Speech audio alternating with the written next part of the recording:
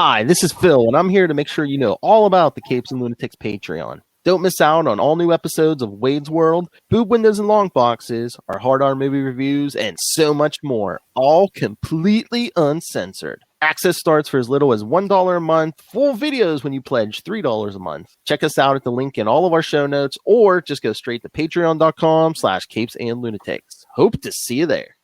This is Luca Parrott, and you're listening to the Capes and Lunatics Sidekicks podcast. I love Batman. Hooray. Oh, please, why? He loves the Batman. So he should be very happy because we're doing another episode of We Are the Night. The Batman podcast. Batman podcast. That's right. I am Phil. Joining me, as always, known around the world, it is. Hey y'all, Queen of the 69, Little Hellfire. It's Friday night, feeling feisty. Hashtag deal with it. Wow. Let's drink a couple of those bags, kid. Still looking for that sponsorship bag. Right tonight. Well, we'll get to some new Batman, but before that, we're going to be covering classic issues, Detective Comics 601, 602, and 603. From 1989. Big year for the Batman.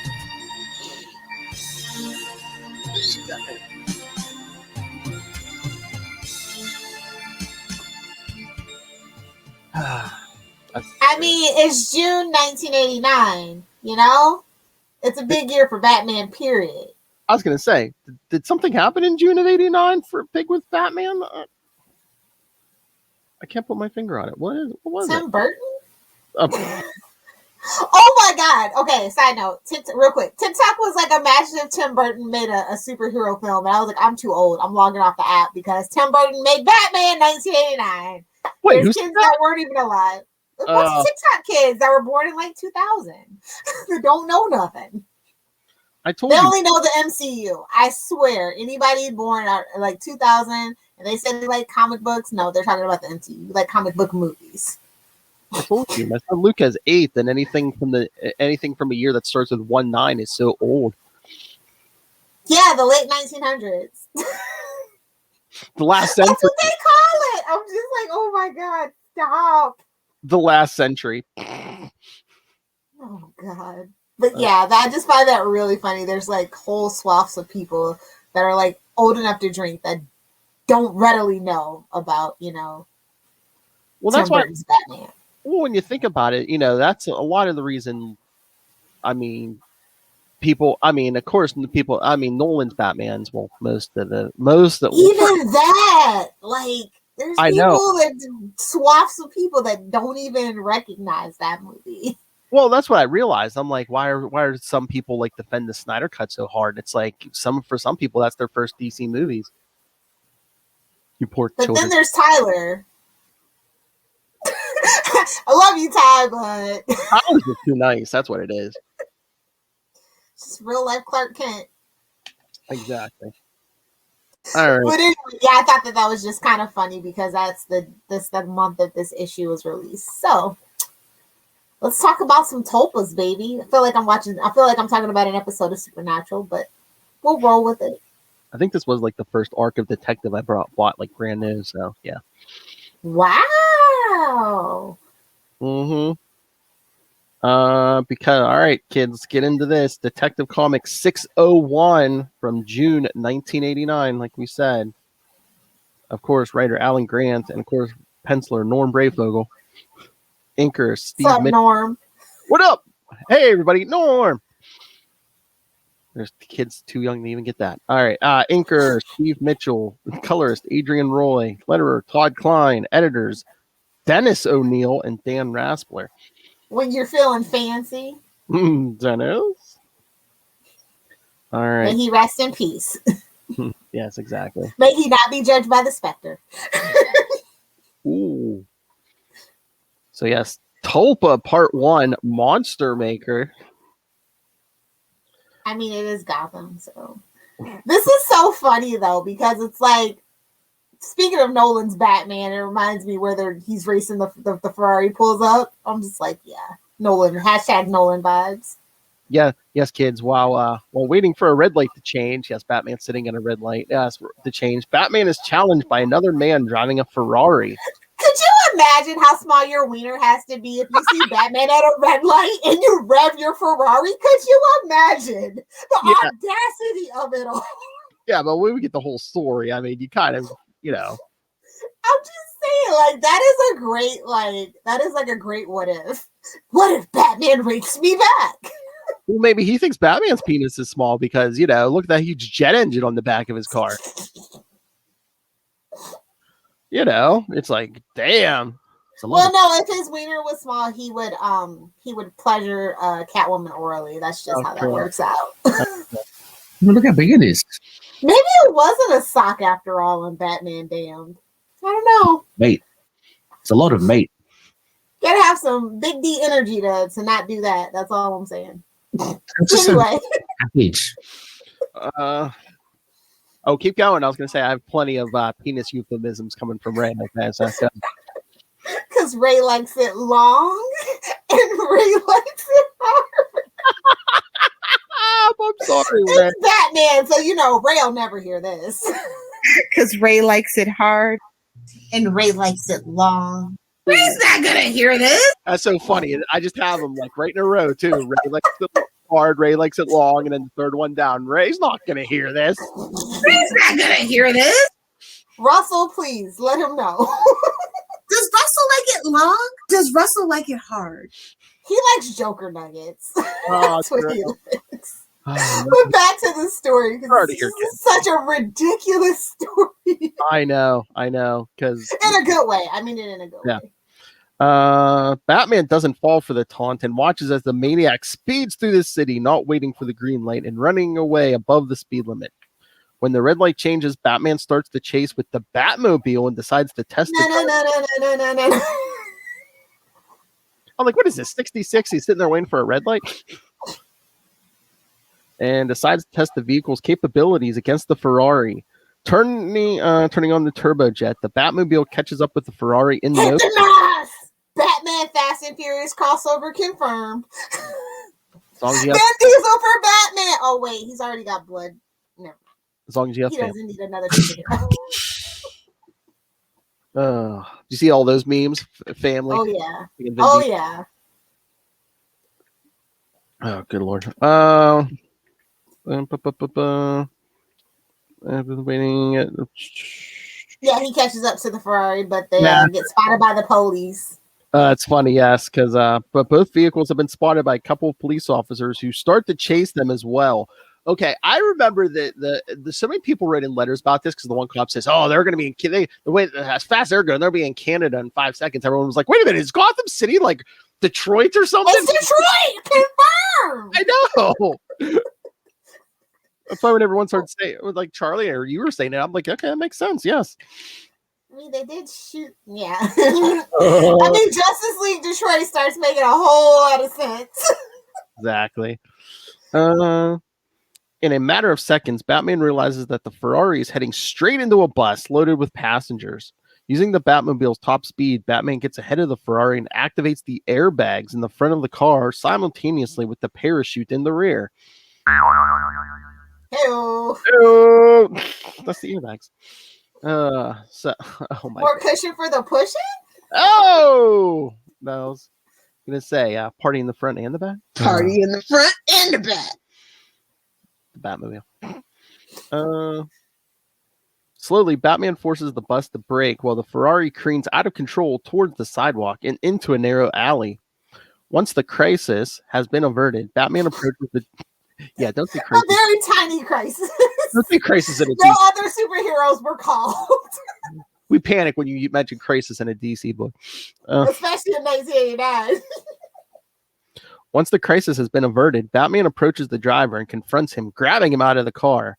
As he asks the motive behind his reckless actions, "Where's the trigger?" Batman is utterly shocked when the man starts breaking apart and turns to dust in his hands. Ben Riley? He's just there with a cloud of dust and a bag full of money, and I'm like, that's what's up. I love Big Riley. Oh, That's a 1980s party. If you know, you know. A bag of dust and a bag full of money. oh, okay. Hey, boys, you look at the party. I love the party. I mean, he's got everything he needs to bribe the Gotham police. So You need a box of donuts to grab the Gotham place. no. Trust me, they're so corrupt. They'll take the bag of money and the bag of dust. Oh, We need the money. Gimme. the police soon arrive at the scene and they find a baffled Batman near a cloud of dust and a bag full of money. He killed him for the money. Then he just pulls. Y'all know who I am. Stop playing with me. I don't need this man's money. Look at my car. You think I need money? It's least. We all know Batman lives a least trust fund lifestyle, bro. We know. Look at my big blue midlife crisis over there. You really think I need money? Oh, the covers get progressively cooler. This one's kind of like, nah. The next one's like, hell yeah. Mm-hmm. It's night moves, but working on a night move.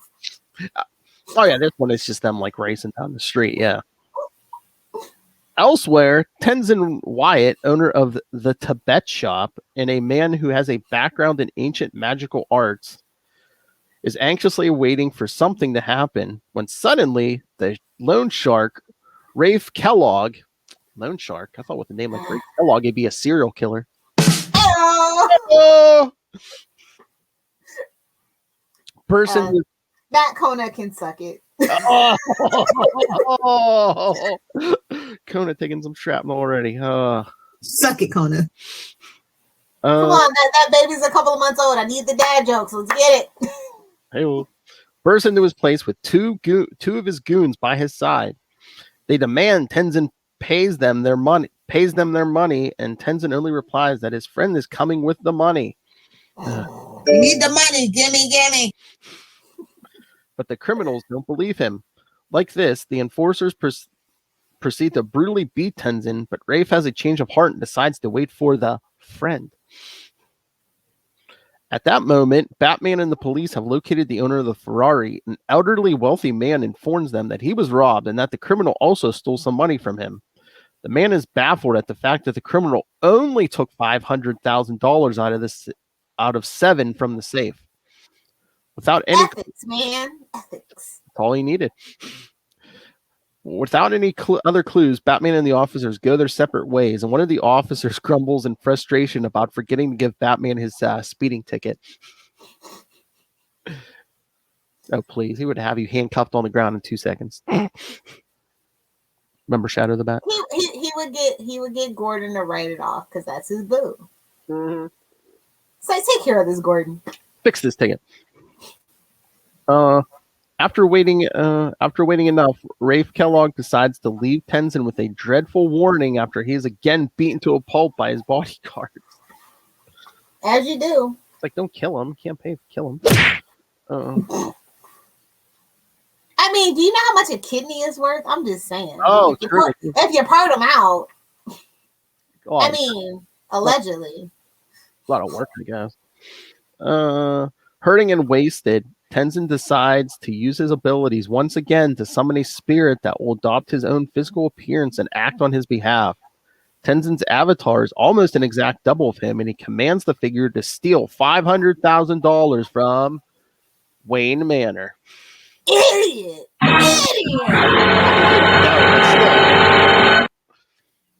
It's like Catwoman don't go there, bro. I know, but it's like, yeah, a house in the middle of nowhere, one of Gotham's richest guys. You don't think there's going to be an alarm or something, you know? Well, they heard Bruce Wayne was a drunk. Oh, we should probably give a definition of a tulpa real quick in case you are not familiar with Tibetan mysticism or the TV show Supernatural. It's a concept in mysticism / paranormal. Like it's an object that's created through like spiritual mental powers. So yeah. And it just basically means emanation or manifestation. The most overused word, by the way, manifestation. I hate that word. Manifest it. Keep laying down those lessons, man. You're going to manifest somebody. We're doing me now? I try. When the professor's not around, I try to teach y'all something. Pirates, hard. All right. So the next night, Bruce has analyzed all possibilities to the strange event that happened the night before, but he can't find an answer. So he goes out again, hoping to clear his mind while fighting crime. That's how he relaxes. Seriously, beating up low level henchmen. Like that just tells you everything you need to know. Beating up the poor. Yep. Shortly thereafter, the Avatar of Tenzin breaks into Wayne Manor and finds the safe. But Alfred wakes in the middle of the night after he notices a disturbance and he confronts the A Avatar. disturbance in the force? Oh, oh my lord! These are not the puns you were looking for. Totally wrong universe. Suck it, Lilith. The evil force has instructions on not using lethal force, and thus he knocks Alfred aside before running away without the loot. However, before the Avatar could leave, Alfred manages to place a bat bug on his clothes. Hell, Get it? A bat tracer?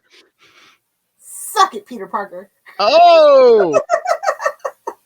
That baby's got better range, though. I have no doubt. I'm going to have to take that drop and cut off the Parker. Yikes. Save it for the Patreon. I'm here for Peter. Gobble, gobble. What? Hey, it's Friday night. Y'all know how it goes down on a Friday night. Gobble, gobble. Don't act shocked and surprised. Out of the gooch. Whoa. Oldie but a goodie. Nailed it. Alfred soon calls Batman to the phone in the Batmobile while the Dark Knight is disposing of the regular Gotham City criminals. When he is informed about the situation at Wayne Manor, Batman activates the tracking device in the Batmobile and follows the trail of the Avatar, who has returned empty-handed back to Tenzin. Frustrated and anguished, Tenzin decides to eliminate the Avatar, turning him to dust after his failure, and the Batbug is destroyed. After losing the signal, Batman starts scouting the area in which it was last seen, and he will soon locate the thief. In a moment of desperation at the thought of facing another beating by Kellogg, Tenzin decides to summon a dark entity from hell. Uh-oh, I smell Itrigan. Well, not yet, but... Spoilers! So, speaking as a creature from hell, what did you think, Lil Hellfire? That's not how it works. That's not how any of this works. No, it's a nice little, like, this feels more like it should be in like another book, not specifically detective, but I kind of like the vibes for detective. We kind of don't deal with like the mysticism and stuff. Mysticism, but it's like mundane too at the same time. So I like that kind of like hook for the story. Yeah. Well, once again, I mean, we don't have a Shadow of the Bat yet, so it's kind of, it's kind of like the second Batman book, so you can kind of do a little more weird stuff. Yeah. But definitely when you get into Shadow of the Bat and, Legends of the Dark Knight and stuff like that, you just, like, it does feel out of place for a detective comic, especially if you, like, grew up in the 90s. Like, the late 90s is when you started reading detective or Batman. It definitely feels out of place going back. Oh, yeah. But it's not in a bad way. Mm-mm. Things evolve and change, especially the Bat books. Just looking at some of these notes. Yes, it was a Ferrari Testarossa. Oh, cheap. This issue is reprinted in Legends of the... Might as well be driving a Maserati Ghibli. Just saying. Just saying. Burn. Don't be basic. But not only is this on DC Universe Infinite, it's also reprinted in Legends of the Dark Knight, Norm Brayfogle Volume 1, and in Batman the Dark Knight Detective Volume 4. Oh, this issue marks the start of Alan Grant's run as solo writer of Detective Comics without John Wagner. Oh, so he's like, I ain't got nobody to hold me back. I'm doing what I want. Solo Batman, yeah. He went for it by that third issue, man. He went for it. Definitely. We'll get there. Oh, we'll get there. Well, it's on a date. Okay. All right, you ready for the next one? Let's do it. Yeah, that cover is pretty. All right, so Detective Comics number 602 from July 1989. Same. Part 2, Night Moves. Yep, same team. That's right, Tulpa Part 2, Night Moves. We're getting a little chest. Hey-oh. Hell. Batman He's is playing a little chess, being a little pawn. get down to Batman is still scouting the area in which the signal from his tracer device was last seen, looking for the man who broke into Wayne Manor and assaulted Alfred. In short, Assault is a strong word, but okay. I know, he pushed him over. In short, he is still seeking retribution. Vengeance shall be. Oh, he is not the knight. He is not vengeance. That's our shtick, first of all.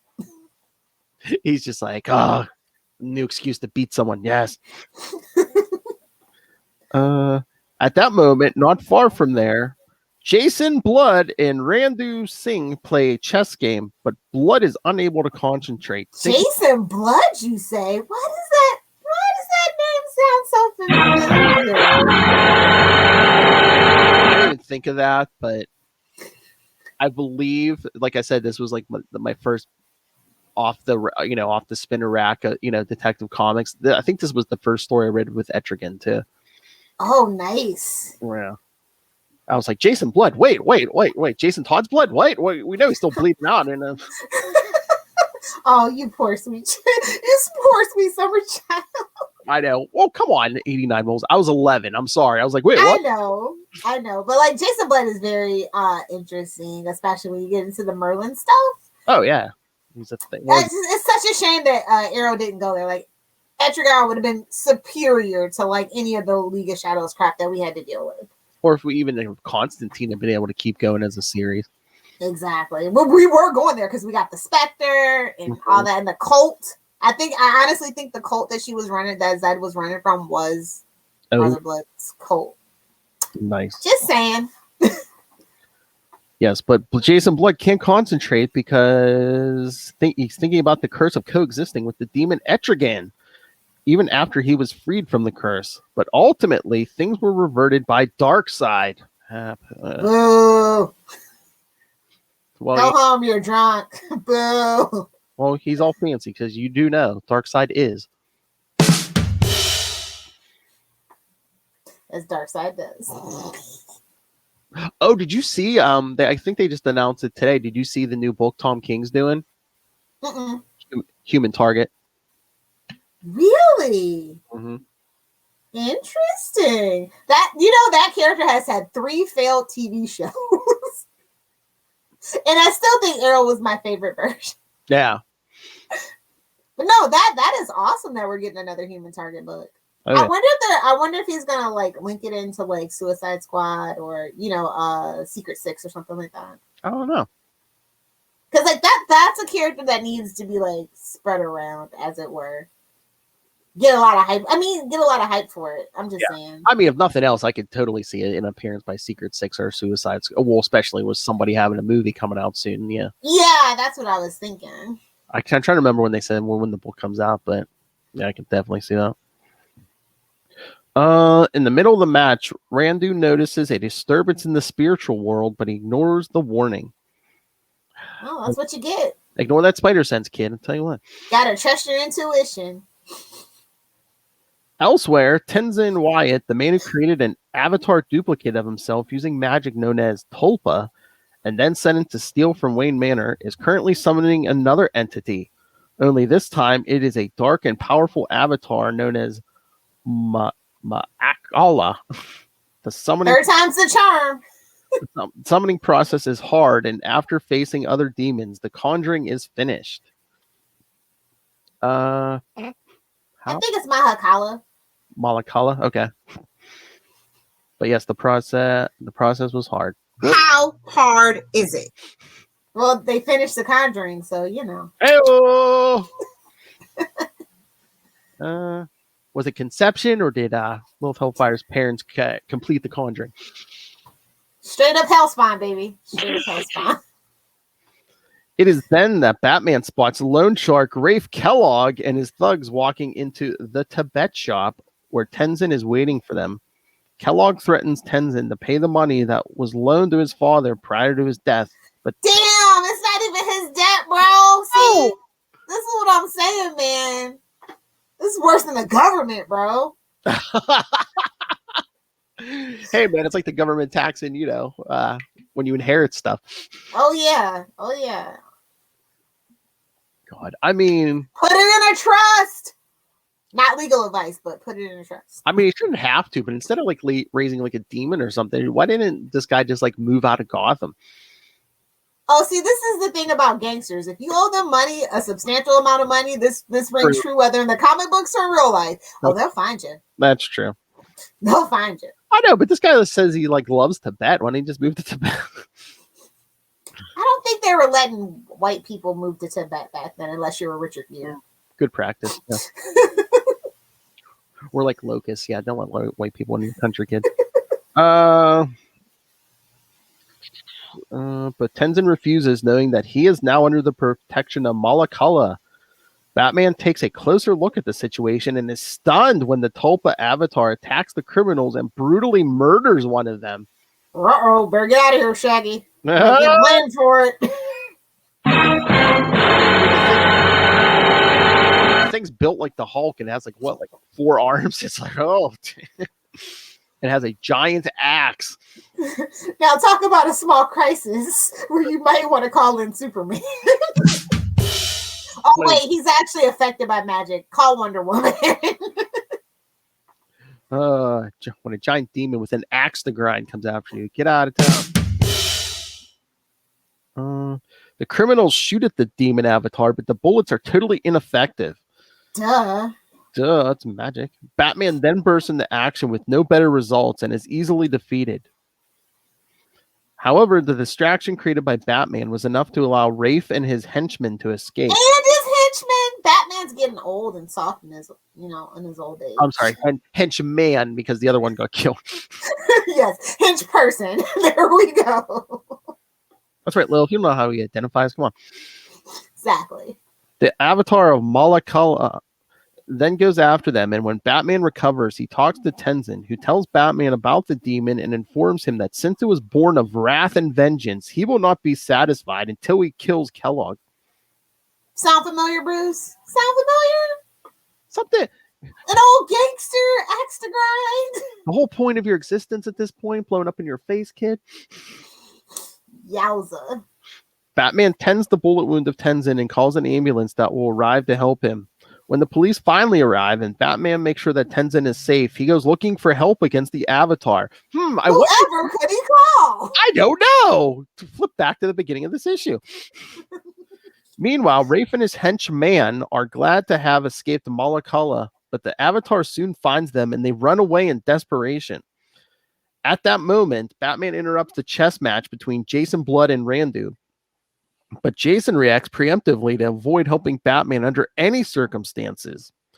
True to Jason's fear, Batman is in need of Etrigan, but Jason's stand on the matter is strong. Nonetheless, Randu offers Batman his help, which is nowhere as helpful as Etrigan would be in order to... Rude! Beggars can't be choosers, Bruce. Rude! Well, even like Batman's like, okay, you have some mystic abilities, but you're like a blind guy. I was like, I'm not going to like... Call Constantine. True. But again, at this point, isn't Hellblazer just started and they kind of have him packed off in his own Swamp Thing, somebody. Again, Wonder Woman. She was busy being better.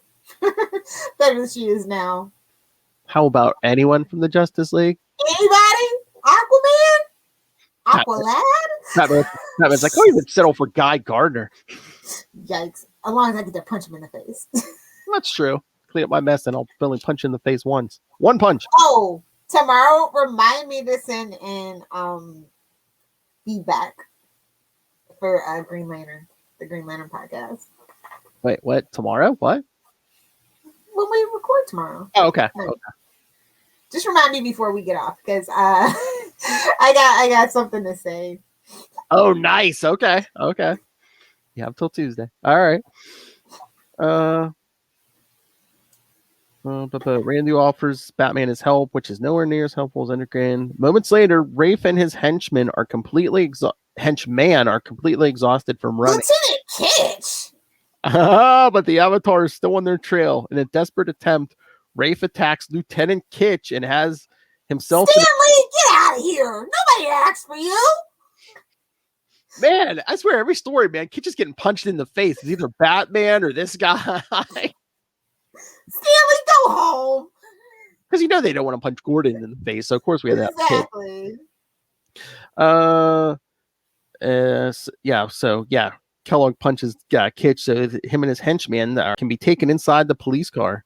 Despite this effort, Malakala has reached them, and Batman listens to Kitch's backup request over the police radio relay in the Batmobile, giving him the location of the demon Avatar. As this happens, Jason Blood is alone in his apartment, realizing how hopeless is the situation for mere mortals and how destiny has tricked him once again into unleashing the demon that consumes his existence. Okay, so side note, don't you think it's funny that ever since they moved from 666 Fifth Avenue that they haven't quite been as successful? I'm just throwing it out there. When you think about it and trace it back, all goes back to that move. You make a deal with the devil, can't go back, kid. Exactly. It's like you get to be good in the 80s, but you're gonna miss out on that sweet 2020 money. You ain't gonna go bankrupt like Marvel in the 90s, but it's gonna catch up with you, kid. Got a price to pay. And it's Bendis. Oh. See? Okay, look. No, it's coming together. So it was also a Bendis deal. So it was like a 2-for-1. He's like, I'll weave it in. See, because the devil always has a plan, you see. No, that's he loves it when a good plan comes together. No, that's their price for breaking the pact. Oh. I'm just saying. I think every time I think about it, it's just like, and we're doing like kind of like a creepy mystic story. I'm just like, man, they just need to move back at that point. It's a hell math and harness that energy, baby. Okay, moving on. Sorry. Doesn't feel right, bro. All right. So what did you think of this one? I thought that this one was a lot more fast paced, but still at the same time, lots of like exposition and foot dragging. Like they just wanted this to be 3 issues. It's like a mandate or something. Like, yeah, we're trying to spin our wheels and kill some time here. Make it 3 issues. Make it a mini arc. I guess he was trying for arcs because this one's 3. The next one was that Clayface one we did early on, which is 4 issues. Yeah. I mean, it's easier to plot out, I guess, when you have like mini arcs, especially like when you're the only person, working on a book. You don't really have that extra hand. So like if you plot out like, okay, 3 issue arc, 4 issue arc, 3 issue, I just unfortunately it feels like he's spinning his wheels. This could have easily been 2 issues. Hey man, he's teasing us with Etrigan. He's coming. Well, yeah, you do want the build up for sure. So there's that. Okay, I'll give him that. But yes, the event where Jason Blood and Etrigan were separated and put back together was Cosmic Odyssey. Oh man, lots of stuff happened there. John Stewart let a planet blow up. Now that's what we should have covered this summer. Next summer. Cosmic Odyssey. Yeah. Oh hell yeah, we'll get the boys in on this. I mean, John exactly. Stewart's there. Yeah. All right, sounds like a plan, Jan. Don't you just love it when we plan our shows out on the podcast live? We'll do it live. Don't write it. That's right. Just wait for Red Sonja in September on Ultimate Spider-Cast. Nice. We're all over the place. Tricky Dicky. I think Little Hellfire dated him in college. Hell. All right. Ready for the last one? Oh boy. Buckle in, kids. It's going to be a bumpy ride. All right. That's right, kids, because Detective 603, August 1989, Tulpa Part 3, When Demons Clash. Come and get some. Come and get some. Oh my. Same creative team. All right. So, the massive rage Tulpa, Malakala, tears apart the squad car of the police officers driving Rafe Kellogg to police headquarters. Everyone jumps out of the car, and the officers open fire on the beast. Idiots! Well, you can't fix everything with bullets, man. guess they gotta try, man. Well, once those guns are empty, they'll just whip the guns at them. Noting the fact that their bullets are useless against the seemingly indestructible creature, the officers and the criminals make a break for it as Malakala tosses the police car aside and pursues them. They turn into a construction site, and soon the Batmobile arrives with Batman and Randu. Batman jumps into action, leaving Randu in the car. I love how he's like, I'm blind. What do you want me to do? He's like, it's voice activated. And just Batman just yells, stop. It's like the movie. Nice. Get it? That's no Vicky Vale, though. I'll tell you that. Nice. You weigh more than 110. That's for the movie. I know, but it's the 80s. We don't quote 80s. We're not allowed to quote 80s movies anymore. They're all problematic. 90s movies are even more problematic. I didn't think that was possible. She should have been like, you just have cheap equipment. Oh, sheesh. The grapple gun, Lilith. Widow line away, baby. To get that joke, please listen to Ultimate Spider-Cast. Oh my. So yes, Batman jumps out into action, runs into the construction site after the men and Malakala. Batman doubles back and gets in front of the men. He jumps in the veil. He jumps not wearing that cod piece for nothing, baby. He jumps in the nearby demolition machine and begins operating the wrecking ball. Miley Cyrus, all right. I was going to say, he's about to pull Miley Cyrus. Up ahead, Rafe and his henchman continue running as the police open fire at Malakala, who was closing in on Rafe. It is then that Batman swings in on the wrecking ball and smashes into Malakala. See, he did pull Miley Cyrus. With Malakala neutralized, Randu arrives to the scene and physically probes the monster. It says physically, but I don't think they want to say physically. Let's get physical. I should have said mystically or psychically, something. Nope, he strapped on a glove and wow, gave him his old yearly examination. It's a gaping hole. Oh, prerequisite, nobody tell Rob. Wow, Lil Hellfire, we got like 37 minutes in before we had to drop that. Nobody tell Rob. We're getting better, kids. We're getting better. Either that or we're slowing down our old age. Damn alcohol. Don't talk about your man like that. My one true love. I know. So Randy's probing the monster, learning that it is still alive and just unconscious. How funny would that be if that did defeat it and like Etrigan shows up? It's like, oh yeah, tell Jason we don't need you now. It's like, damn it. That'd be funny. All right, but at his apartment, Jason Blood watches from his window and sees that Batman and Randu conquered the creature without Etrigan's help. Satisfied, Blood drinks to Etrigan's continued imprisonment. However, oh honey, it's only halfway through the book, honey. I was gonna say, yeah, tempt fate like that. Go ahead.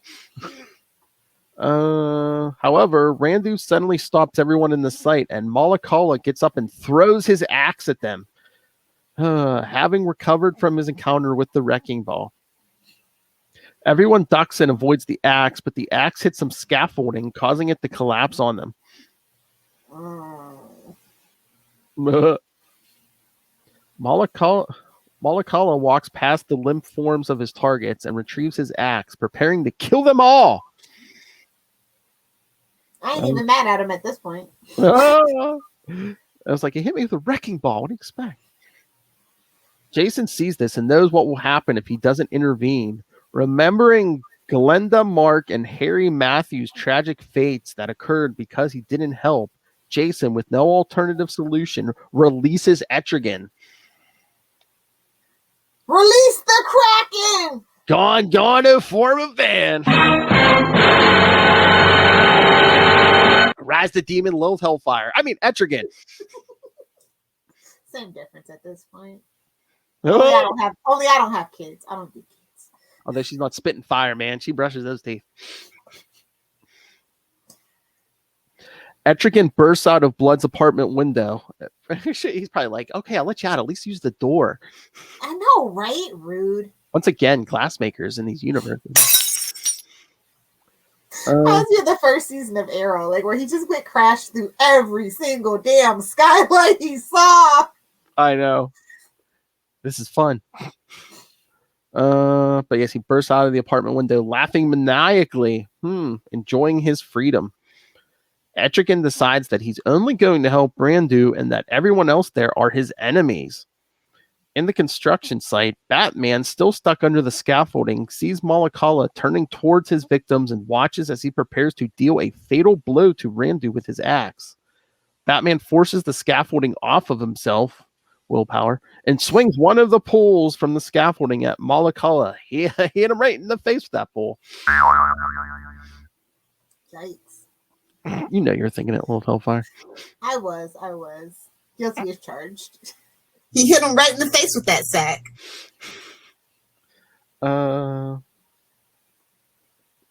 yeah, he swings the pole at Malakala, who easily blocks this and turns on Batman. Etrigan reaches the scene and watches the fight from atop the wrecking machine, apparently enjoying it. Hope they mean the fight. However, Malakala... No kink shaming, Philip. I know. However, Malakala quickly gains the upper hand on Batman, and Etrigan decides to intervene by... I don't know if I can read this with a straight face. Etrigan decides to intervene by blowing hellfire at Malakala. I mean, in a pinch, it'll work. Whoa! Even Etrigan will end up in that backyard. Hey!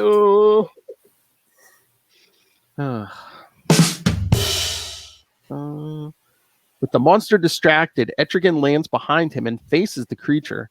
Malakala turns and rushes at Etrigan, enraged. Malakala swipes at Etrigan, who easily ducks. He grabs Malakala's arm, swings him by it, and throws him into a brick wall. The entire wall collapses on Malakala, burying him.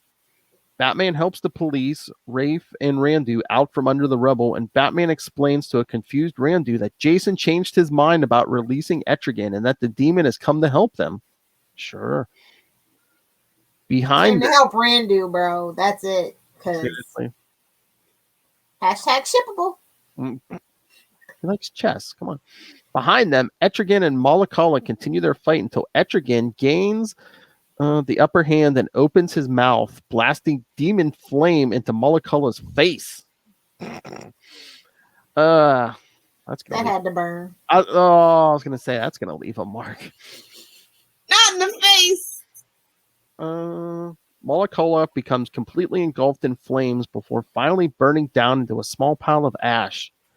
Horrified, Batman tries to stop Etrigan and grabs him by the shoulder, but the demon burns Batman's hand for the disrespect. Rhyming the whole time. Burn. An irritated Batman accuses Etrigan of wanting to kill Rafe and his henchmen and challenges him to defeat him first if he wants to succeed.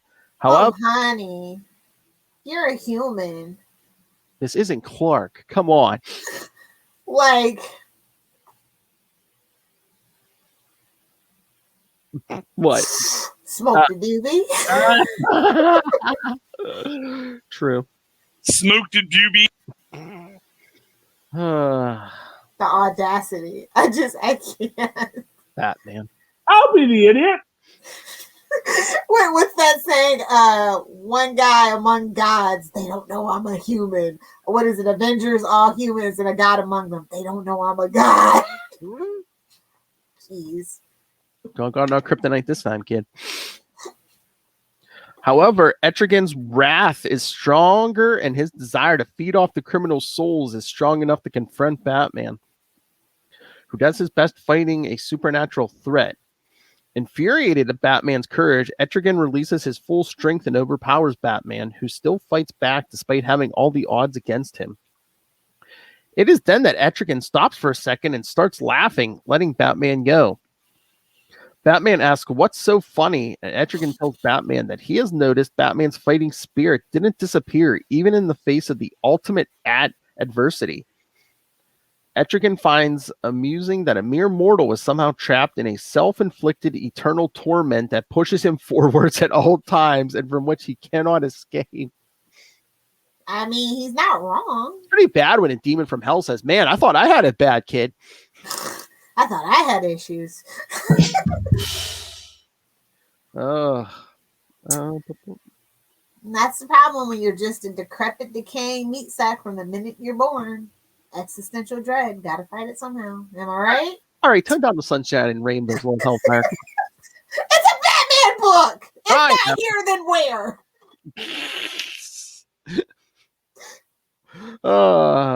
But yes, the eternal torment he cannot escape, which gives him a small relief when he compares his own situation.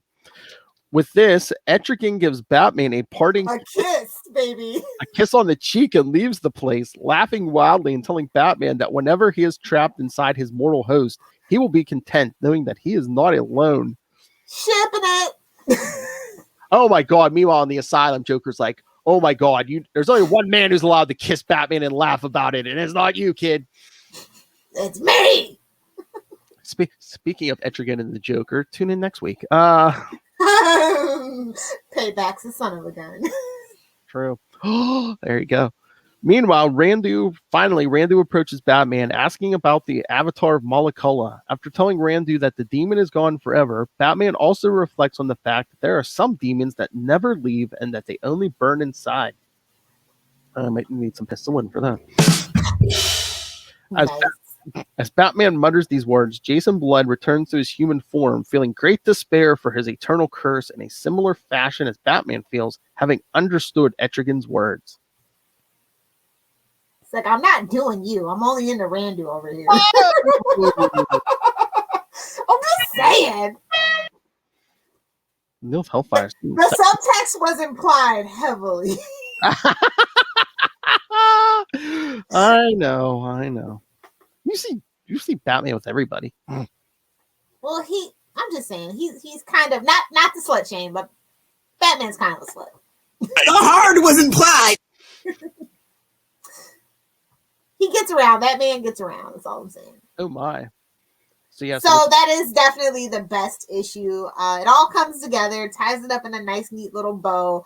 I love how he tries to give us like kind of like this slow burn, and then at the end he gives us like comedy. He gives us something serious. He gives us that existential dread that Batman always deals with. That I feel like a lot of people don't like to dive into. They don't like to think about it. Kid's super damaged. When a demon tells you you're damaged, bro. Yeah. So I don't know. I like how he brought it all together. Like I was on shaky ground, and then he brought it on home. And I mean, it's funny too. I mean, it's a refreshing that it's a story where other people who've been tempted to have Batman defeat Etrigan, and it's like, okay, it's kind of not believable. I guess we're not completely a Bat God yet. So Exactly. Now that's what I appreciate the most. The art was great. Very, very well paced. This last story was very well paced. Oh yeah. Worth the 3 stories that could have been 2. Oh yeah. You had to have the set off, but it was worth it just like basically as a punch him out for the last one. Yeah. A solid B as in Batman. Oh, I was gonna say B as in blood. Jason don't get that much play over here. Oh.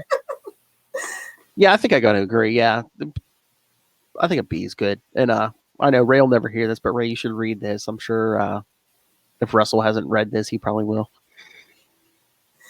All right, so we had a lot of Bat books this week. Well, I have 3. Do you have more than that? Let's see. Secret Files, The Signal #1, Batman 110, and The Adventures Continue Season 2. But then there's also the Fortnite book.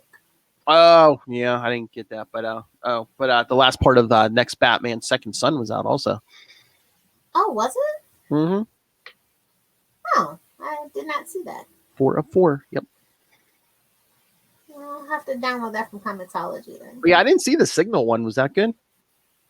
I enjoyed it. I always like to try to give a one shot, a number, 1. It was a $5 book, just warning.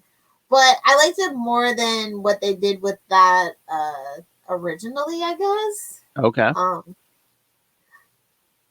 I mean, it's Duke. You know, like I like the way that they wrote Duke. So, you know. Was it just one story, or were there a bunch of stories in there? Just one story. Okay. It was written by Tony Patrick, and the art was by Christian Deuce. Like I said, it's a $5 book. I don't know if it was worth $5, but the art is stunning. I really like that costume and the way that they play with the colors and the shadows and the movement of the suit and stuff. Very, very nice. Very nicely done. The story, it was okay. Serviceable. Serviceable, yes. Thank you. That's the word I was looking for. But yeah, for $5, could have spiced up just a little bit more. I forgot the Fortnite it was at. I should have had Charlie Esser pop on here for 5 minutes. Big. Okay, go ahead. I figured you guys were gonna talk about it on super connectivity, so I didn't bother. Plus, I'm not really into Fortnite. That's not my thing. I mean, I read the first couple just because I wanted to read that Snake Eyes one, but I mean, it's okay. But it's basically, Batman doesn't have a memory from it, at least the parts I read, and it's just like, it's like that Tom Cruise movie. I've already seen that Tom Cruise movie. Everything gets reset after like 15 minutes. So it's like, okay, it's like, I mean, it's not a bad story, but just like a lot of video game fighting. I don't know why Charlie's like raving about it. Because he's not a DC fan. I don't know. But if this was like a Marvel character, I wouldn't even picture him raving about it then either. I don't know. The man likes what he likes. He's not a duck, and we love him for it. He doesn't put on airs. He's a simple man. We're doing me now. Remember, you will summon him. I'm not a fancy man. Just don't mention the mole man, and we'll be okay. But, yeah. So let's talk Batman 110, I guess. Yeah. James is over here doing his thing with Jorge. You gotta appreciate it. Mm-hmm. I like the note. I like that they're just like giving us fisticuffs. like if you like a punch 'em up Batman story, this has been this should be a couple of issues for you. And what do you think of Miracle Molly? I like the backup better. I'll just put it to you that way. Oh my! Oh, Ghostmaker. Yeah. Now that Kung Fu Showdown, suck it, Iron Fist. Oh yeah, I've been feeling Ghostmaker. Yeah, he's pretty cool. Yeah, it's kind of weird that I like the backup story more than that. I mean, he's basically gone through the same training as Batman, but he's like, I don't know about it. it. Talk about somebody who's not really putting on airs. It's just like pure rage and just get it doneness. I like it a lot. A few issues back, I think he said something. I don't know if he's like a psychopath or it's just like he's just like, yeah, I don't feel emotion or no offense, but yeah, I think he was just like, yeah, I don't feel human emotion and stuff. I'm a sociopath, not a psychopath. Yeah. I can kill you and know what to do with the body. I'm not just gonna leave the body there to get caught. Animals, you know what I'm saying? Pig farm. Anyway, yeah, I enjoyed it though. I thought. Is James leaving sometime soon or no? I don't know. Well, I think he's doing Fear State in next month. Is that next month? I think. Is that like his send off? I felt like I heard somewhere that he was leaving the book. I don't know. If I saw that, I don't remember, but he's been on this book a while. Oh yeah, before Joker. And I don't mean that in a bad way, but like usually by now they're ready to. I'm surprised they didn't just tell him give him the Keyfo at 100. Since Tom King left, yeah. Yeah. I don't know. Oh yeah, it's serviceable, but I'm expecting the next arc to be better. And I'm assuming someone's showing up for Fear State. The whole it's all Bat Fam on hand. Oh yeah, on deck, and I'm really looking forward to it. What do you think about like the Peacekeepers? Because that's from that can go. That's from Future State. Yeah. Yeah. That's kind of like Kindred at this point. Get it out of here. But I love the point where it's like, it's like, Batman, why should Gotham trust you? You're working with people like Harley Quinn. I thought we've determined that Harley Quinn's a good guy now. Well, maybe not to the public of Gotham. Maybe people victimized by the Joker in the past. I mean, she's got to be better than Punchline. Am I right, Charlie Esser? Oh, please, she'll win the public over. Exactly. Wearing them tank tops. I mean, he's always been dubious, with his alliances and stuff like that. And he's brought more trouble to Gotham than he solved, And the new mayor don't have time for vigilantes. They never have time for vigilantes.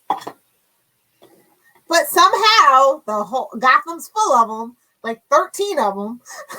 I know. Oh, speaking of mayors, did you read Batman: The Adventures Continue Season 2, Number 2? Of course I did. This is my favorite book now that I'm all caught up. I was being like resistant and pig-headed about it, but yeah, I like it. I don't know if I would have given it a chance, but like the first issue of the first season came out, like right at the beginning of COVID, so like there weren't a lot of books coming out. So I'm like, okay, I'll buy this digitally, give it a chance, and I was like, oh yeah, I'm here.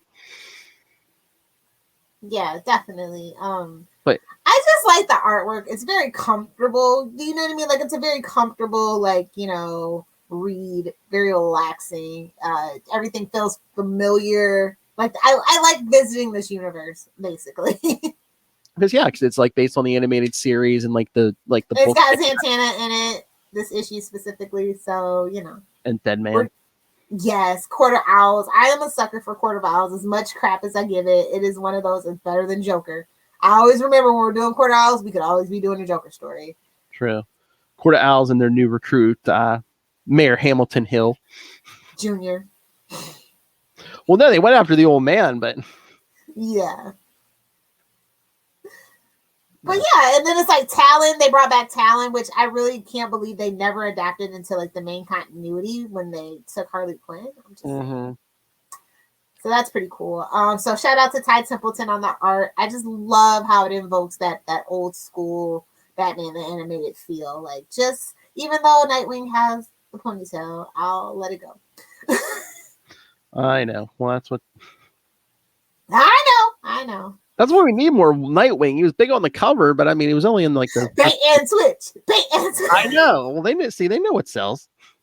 But like, and also shout out to Deadman. Like, I don't know, like they're just doing like stuff that we need Batman the animated series to have a revival. Yeah, it's just that simple. And of course, the whole Justice League, the whole old DC animated universe, like Justice League, Superman, all that needs to be like back in play. Oh, definitely. Oh yeah, I did. Oh man, I got to read that. I didn't read it. Did you? Yeah, that Justice League Unlimited by our good friend JMD Mateus came out this week too. I did. I actually have not read it yet because I was trying to get caught up on all my Batman for this week. I will read it tomorrow. Yeah, I didn't either, but yeah, I plan on reading that.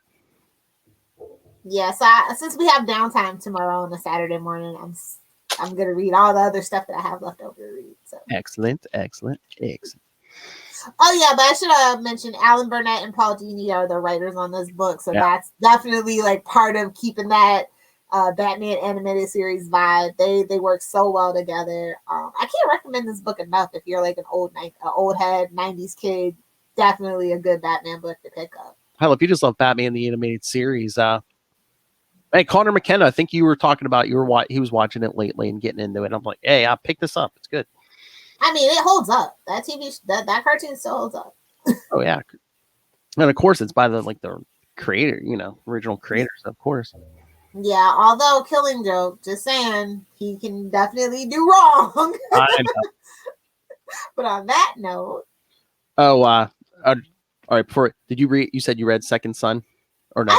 No, like it's on the pile. But so, did you read the first couple parts? I did. I don't know how I feel about it. Yeah, I mean, so are we gonna have two Batman running? Yeah, like what are we doing here? Because I'm very confused. Because at the end of this, they are already saying, to be continued in I Am Batman #0.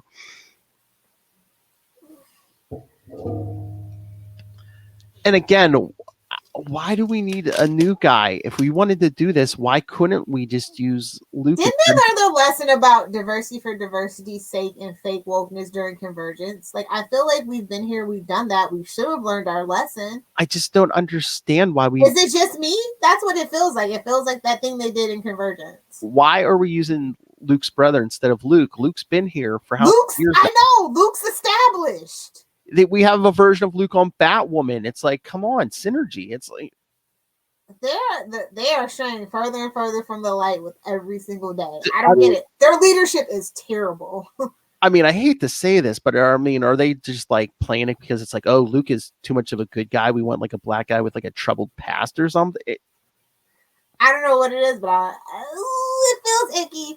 It feels icky. I know. I'm trying to give this a chance, but I'm just like, It feels icky. Like, this is not how you win over your black fans. I'm sorry. heard it from black fan kids. Yeah. And I'm here for Luke. Like, I'm almost always here for Luke. But it's kind of like, you know what it would be like? It would be like in Batman Beyond. And it's like, we do the revival. Well, they kind of sort of actually did kind of do this. And it wasn't Terry. It was his brother. You know, like that's just a jab in the heart, you know, just whatever. It just seems like they're trying to, you know, Lucius Fox, I swear, had like a normal family. Now they're just making like a dysfunctional family for it seems I like know, it's like functional he was family. a good man. He was like a good mentor to, like, it's weird what they're trying to do with the Fox legacy. It feels icky. Mm-hmm. On that note, yeah, we'll see. I'm gonna try to give it the 0 issue a chance, but I don't have any hopes for it. I have no expectations. That Wayne money is a curse, I tell you. Good thing you don't have it no more. Well, Lucius does. That's what I'm saying. The curse of Lucius and his family. Oh, well, more money, more problems. Oh. He tried to tell y'all. Biggie tried to tell y'all. All right. So, we done? Give the kids the homework. Yes, right. sir. I should have opened the schedule while you're doing your biggie, but no.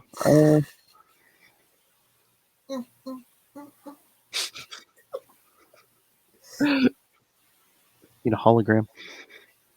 All right. Oh yes, that's right. Next week, kids, more Etrigan goodness, and as we said, a tale also with the Joker from Batman 544 through 546.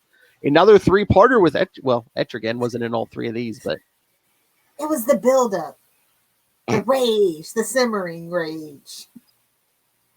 And then in 2 weeks, we start 2 weeks of crossovers because in 2 weeks we get the Batman and Spider-Man New Age of Dawning. Lord. And then in 3 weeks, Batman and Daredevil, King of New York. God, it feels like we've been hyping this up forever, bro. Doesn't feel right, bro. And then we should be at that point. Week after that, we should be to Batman: The Long Halloween Part 2. Yes. Hopefully, now rated R for what? We'll see. Hopefully, they stick the landing. Yeah, that's the thing. And then I threw in a treat for the week after that for Little Hellfire. Batman: Shadow of the Bat 36. Batman team up with Black Canary. Oh, okay. Nice. All right. Nice one and done. Batman, Black Canary. I don't ship it. She belongs with Ollie. Oh, she yeah. belongs with no one. All right, kids. So, yes, send your thoughts. A lot of good stuff coming. Email us, capesandlunatics@gmail.com, or call the voicemail 614-382-2737. That's 614-38-CAPES. And remember to follow We Are the Night, the Batman podcast. Suck it, Ray. Oh, on Facebook, on Twitter. Find links to this YouTube channel. Read Little Hellfire's lips. Suck it, Ray. Links to the Patreon, and you are definitely not going to want to miss July on the Patreon, kids. Uncensored Wade's World, Uncensored Spidercast. Uncensored Ultimate Spidercast. Whatever could we be up to? I'll give you a hint. It's the effing Juggernaut. So links to the Patreon, links to merch. Stay hydrated. And get a t-shirt. And stay in touch. Find everything all in one place. That's Linktree, linktr.ee/capesandlunatics. And please support all things Southgate Media Group. Go to southgatemediagroup.com. There's over 300 podcasts on the website, you know. What? That's right. And if you want even more Southgatey goodness, go check out the Southgate Media Group Patreon. There's a bunch of free content on there, paid content. This Week in Geek, from Broken to Brave, one of my favorite podcasts. The Fandom Zone, Happiness and Darkness, Set Lusting Bruce. Nice. So please go sign after you sign up for the Capes and Lunatics Patreon. Go sign up for the Southgate Media Group Patreon, and you can also support the network by picking up Pod Life the book, now in digital and paperback. And when you do, yes, use the link for the network in the show notes when you go on Amazon, because it helps support this show, the network, and that escaped demon from hell himself. That man running from a demon, Rob Master Doom Southgate. Make it rain. So says Master Doom. What did you say? I get so much right. Mark my words. All right, Demon from Hell, Lilith Hellfire. Where can people find you? Just a hell spawn. If you guys want to hang out with me on the interwebs, find me on Twitter at Lilith Hellfire, on Instagram at Lilith Hellfire69, and of course on TikTok, making random comments as always at Lilith Hellfire69. Be gentle with me. Or not. Oh! Get there from all sides. Said don't be gentle. Cold, wet, hard nipples. No. We saved that for the Spider Cast. 2001. All right, kid. Thank you for joining us. Again, come back in 1 week for more Etrigan.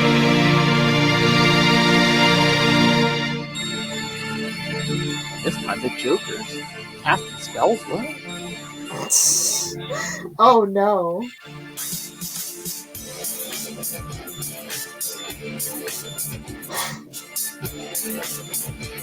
So yes, please join us. Ray may not hear this, but you should. Although even Ray should be listening to this. He said he wants to learn more from season 1.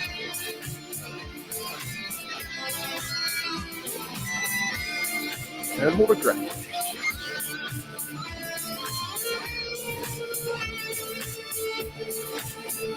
I told him to start with Nightwing. He wants to start with Nightwing.